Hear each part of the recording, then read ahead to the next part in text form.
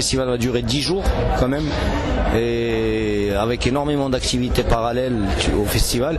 Donc je pense que on fait un beau retour, quoi. Donc je suis très content, quoi. Et pas que moi, tous les gens qui travaillent sur le festival, tous les gens qui adorent le festival, et puis tous les gens qui nous suivent sont très contents pour nous aussi.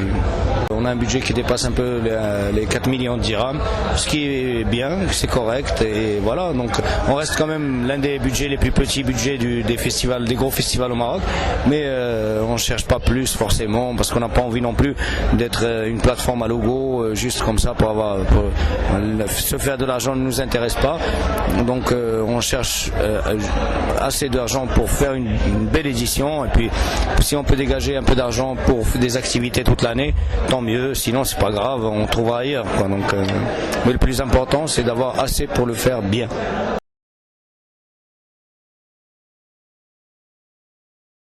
J'ai envie de dire Rachita en premier, parce que d'abord ça reste un grand rocker et quelqu'un qu'on adore, et en plus il a fait un album magnifique récemment là, le dernier qui est sorti, Zoom, et mis à part ça il fait un retour en force sur scène aussi.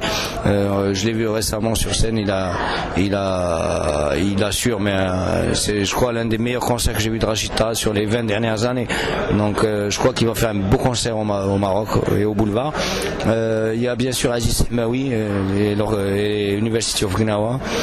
C'est un artiste marocain qui cartonne à l'étranger, qui est très peu connu aussi ici.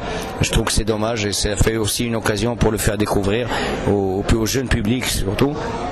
Et puis il fait un vrai travail de musical sur le patrimoine, et voilà, quoi. Donc c'est très important aussi d'avoir un artiste de cette valeur là, ou de ce niveau là. Il y a aussi Herbalizer, qui est un groupe qui était chez le label anglais Ninja Tune, qui sont énormes, moi que j'adore, c'est un de mes groupes préférés. Je ne le cache pas, je les ai programmés parce que je les adore, et ils font du hip-hop, funk, électro, donc c'est l'occasion aussi de mettre ces styles-là à l'honneur au Boulevard. Il y a bien sûr Dark Tranquillity en métal, qui reste une légende quand même du métal mondial. Il y a Didier Awadi, c'est un artiste sénégalais pour qui j'ai énormément de respect aussi, et qui est très engagé. On n'a pratiquement pas de rappeur équivalent au Maroc, c'est-à-dire engagé politiquement, tout ça pour les droits de l'homme, et pour la démocratie au Sénégal, mais partout en Afrique de l'Ouest.